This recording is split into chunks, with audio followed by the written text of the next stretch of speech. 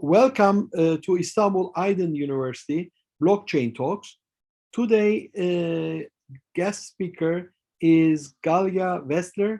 As everybody knows from our previous webinar, she is the founder and CEO of Plazus Technology Incorporated. And today's subject, it will be a very interesting subject. She will talk us about webs, NFTs, and a metaverse of business opportunities. So the floor is yours, Galya, and we welcome you again. Thank you very much, Erol, and thank you very much for everybody that is watching. It is my pleasure to present to you today. And today we're going to talk about a metaverse of business opportunities. So I'm going to take you on a little journey with me. Imagine we are now in 1996. And there's a thing that allows us to consume information about anything around the world. Welcome to the early stage of the internet, also known as the internet 1.0. And we consume information about anything, but we're not interacting with this information. So we are now in 1996. And as business owners, I'm telling you that you can have a thing called a website where people can find out about you, your business, and your offering online. And people from around the world can find out about you. Your website describes everything that you offer as your business. And now you are able to expand. Let's say that you are a math tutor. You provide math tutoring services. And I'm telling you that you can contact a business such as myself, and you're able to expand your business somehow. Now, remember, you're back in 1996. I remember back in those days when I was a kid. In my neighborhood, I would walk around, and I remember seeing on a pole a piece of paper. And that piece of paper was a paper ad about math tutoring services. And on that ad, the math tutor would write their bio, they would write their offering. And then, I don't know if you know what I'm talking about, but there's this piece of paper where at the bottom of the paper, there's like little cutouts. And on each and every piece of paper, there's the phone number of the math tutor, right? For you to be able to contact. The call to action would be, cut this piece of paper from the paper ad, take the phone number of the math teacher, and contact them for math tutoring services.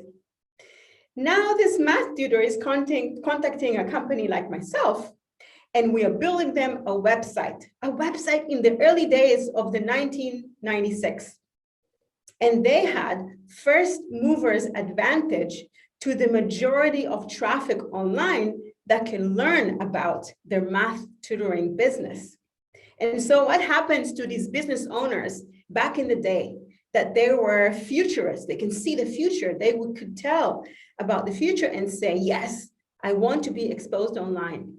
Back then, they had not a lot of competition with SEO. They didn't struggle with the algorithm of search engines to be able to rise above the crowds, and they were able to monetize because they saw the opportunities back in the late 90s. Now I'd like to take you on another journey, and we are shooting with our time machine to 2004. And in 2004, I'm telling you a story. And the story is about community. We are now in a community, right? And the story of community is how the internet has become from Web 1.0 to Web 2.0. And Web 2.0, it was so massive. It has become so big. Everybody loved using it. Everybody loved to consume information. But what happens to you as a business? Okay, you have a website, but how do you rise above the crowds? Then you tell me, hey, Galya, I work really hard on my brand, and I'm able to gather a large group of followers, of people that are consuming my businesses. So now you're going to tell me that you have your students, the teachers that work for you, the parents of the students, and all of their friends recommending you, talking about you online. Talking online is Web 2.0, also known as the social media era. Now, how is the social media area is different from the Web 1.0? Because now the content that you are creating as a business owner, as an individual, is created in collaboration with everybody that's talking about your brand. And it's also known as the user-generated content web, where they've made the leap from Web 1 to Web 2 to make it an interactive web. That math tutor, that business owner that had a website, now in 2004, maybe has a Facebook page. Maybe they even have a web portal that we built for them. And in that web portal, people are able to log in online and they're able to consume the services and consume the content of studying math online. And in addition to that, they're also able to share their information with one another. True entrepreneurs back in the day that imagined the monetization and business opportunities in 2004. And then in 2010, when Instagram came to life, they got massive followership to promote their brand. And if today a lot of us are aware of this huge competition in social media, back then, if you were to join the movement of understanding what is the next technology in front of us, as a business owner, you would have captured all of this massive followers on Facebook, on Instagram, on YouTube, and all of a sudden your brand can rise above the crowds and be successful and be heard. The ones who waited and didn't open up a Facebook page, didn't think about YouTube back in the day, didn't think about Instagram back in the day, didn't listen to talks like this that we are now having about the Web3. I'm not there yet. They have been left behind. You have been left behind. Do you have a brand that's struggling with YouTube views, with Facebook ads? You are battling these algorithms, this competition, instead of placing your brand at the top. There's really simple thing that you need to do right now, which is to continue to listen to me. Now, I'm going to take you a little bit further into the future. We are now in the year, are you ready for it? 2030. We are in 2030 right now. I wake up in the morning and I have my 6-year-old child with me. And he's getting ready to have his math and programming class online. We take a shower, we get dressed. I put on my Oculus contact lenses. And my son takes his Google glasses and he puts them on. And we both step into the metaverse of Google. And we click to enter math world. And there, sitting with us, are all the other children in the class and their parents. Then the teacher appears in front of us and he's about to start the class.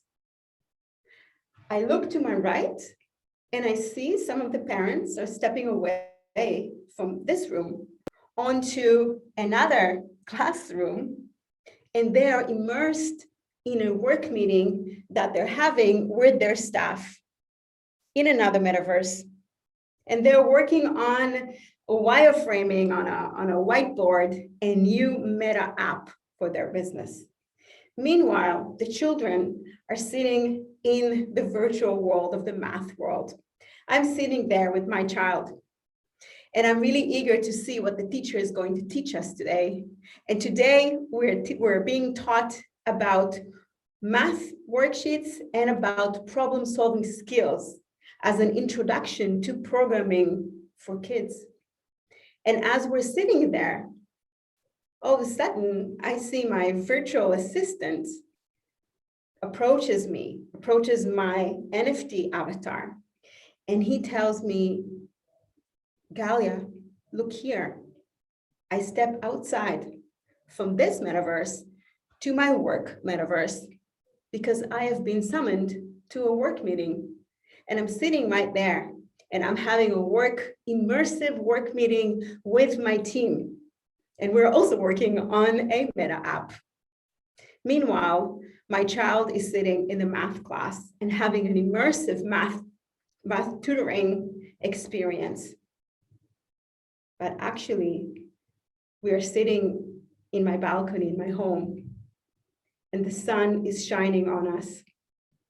And we're totally immersed in this virtual reality.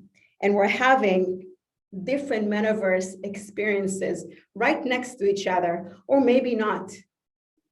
Maybe we're having it with people from around the world. This innovative math tutor, remember him or her from 1996? They used a do-it-yourself meta tool. They went on a do-it-yourself meta tool, which is just a website, and they were able to create, without knowing anything about programming or anything about the metaverse or anything about Web3, which is what we are describing right now. They created these virtual rooms, virtual worlds. And the tutor, the math tutor, with their business, they created these math virtual rooms for people to learn math. And in the same metaverse, WeWork, which is a co-working space, they created their virtual glass rooms, office rooms. And that allows us to jump from one world to another. And as I'm jumping from the metaverse of studying math with my kid onto the metaverse of adhering to the needs of my business and having business meetings, as I jump, the Vichy brand, the face cream brand, who knows me and I allowed them to know me, is now offering me a new eye cream because I don't sleep a lot now, so I need eye cream. And the L'Oreal brand is offering me the new lipstick that matches my outfit because I need to put some lipstick before my meetings.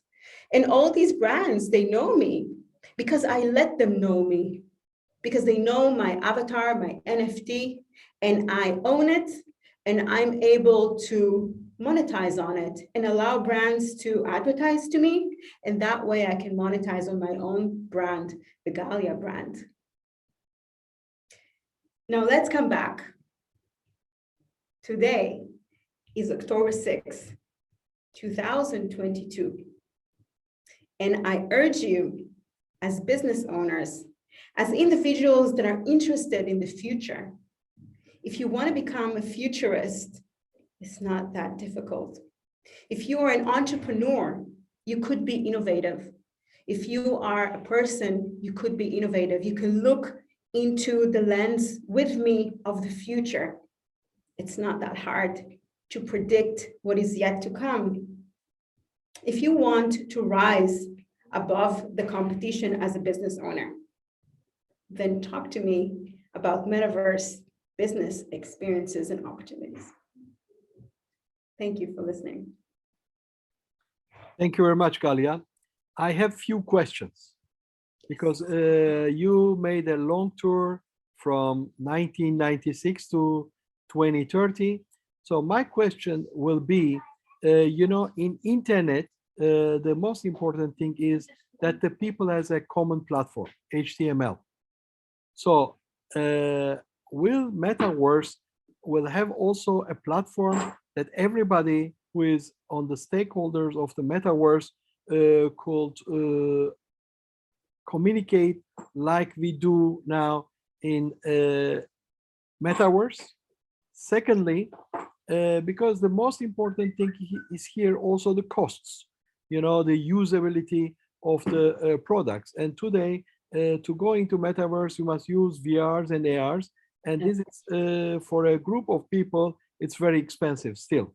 That's right. So it is also an opportunities for the companies to work on this type of things. Okay, already Apple has its own app, Google has already its system, but the thing is, I think the new one will come up because I believe in Metaverse, there are challenges, and these challenges are the opportunities in disguise. So this mantra, I believe, is valid for Metaverse. So what is your way of thinking on that subject? So these are very good questions. And this is all the harsh reality we are facing right now because we are all pioneers. Companies like myself that are building blockchain type solutions, metaverse solutions, Erol that is always advocating for new technologies and educating all of you about it. And of course, the big brands like Google and Facebook, they're all trying to build the next thing, which is Web3. And one can say that we are now in the Web3. Now, if you listen to my lecture, to my speech, you'll notice that I talk about some hypothesis of how, based on research, this world of metaverse is going to happen. So first of all, the one thing that I didn't explain is that if we're going from the Internet of Information, where it's totally static, you as a business owner, you decide what is your website, you put the information there, and we all have to believe you. Then if you notice, I moved on to social media, which is us interacting with you as a business owner about your webpage. But now in the Web3, when we talk about blockchain and owning digital assets such as NFTs, such as your identity, then even without understanding this too much in depth, you will notice that in the Web3, you as the user, you have this opportunity to step into these really advanced websites. And the difference is that you're totally immersed. So if you see me now, I'm at a WeWork office, you will be able to see me in almost like reality, also known as AR, VR. The problems, which is why I talk about 2030, right? 7 years from now, a couple of years from now, and even sooner than that, we will be able to overcome these obstacles. Because the other thing, Errol, that maybe you know that not only is it totally expensive to buy Oculus, and only 20% of people have been experiencing AR, VR, when you put on these Oculus, and for those who know the experience, if you do it for a long period of time, because it's so divided from the reality to the virtual reality, people get nauseous. It is very expensive to develop platforms like that and for the user to participate in platforms like that. So if you go back to my speech, you'll notice that I mentioned my Oculus contact lenses. Because what will happen is there will be, according to research and Facebook and their new venture, they will have an immersive experience that will be more seamless, which means that holograms could happen. So you're in the physical world and you're aware of your surrounding, and there's a hologram and you can see your calendar, you can book appointments instead of grabbing your phone and trying to understand what is the Zoom details for this meeting, right? Another thing that could happen, as Google and Microsoft and Facebook are working on it, another piece of hardware will be contact lenses. So very similarly, if you guys know about the Google glasses that had failed, but yet they're working on it, you'll be able to put those lenses and all of a sudden it replaces the Oculus, and you're able to have your immediate sphere and vision in addition to having another layer of virtual reality. The trick would be to make it very seamless so that people don't feel a physical barrier, meaning that they feel nauseous.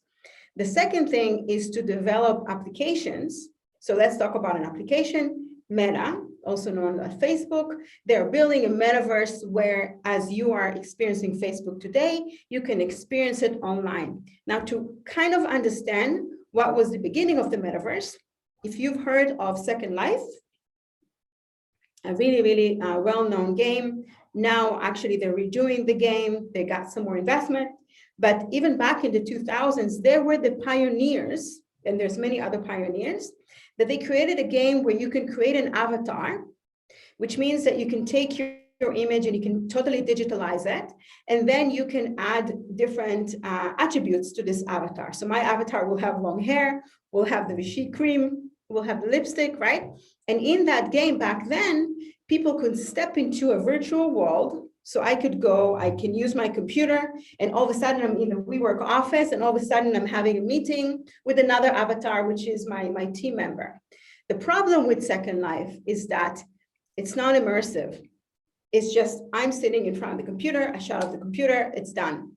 Instead, what Facebook are trying to do and other big players are trying to do is to create the same experience. You're going into a virtual world, and you will be able to put the glasses to be able to have this immersive experience all around you. So Errol, to your question is, we have to overcome this hardware issue, which is there. I mean, I'm pretty sure they're now in the last stages of testing it. And as a business owner, or as a developer, or even as a consumer, you just need to wait for the next app store. Do you remember in 2007 when the iPhone launched, right? And soon after that, there was an app store. We could develop native apps, mobile applications.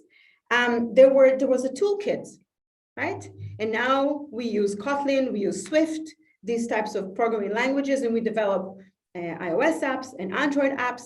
And people, so the users, they go to an app store and they search, again, searching problem, how do you overcome, how do you rise from the crowds? Well, you should have thought about that in the late 2000s. I need to have a mobile app, right?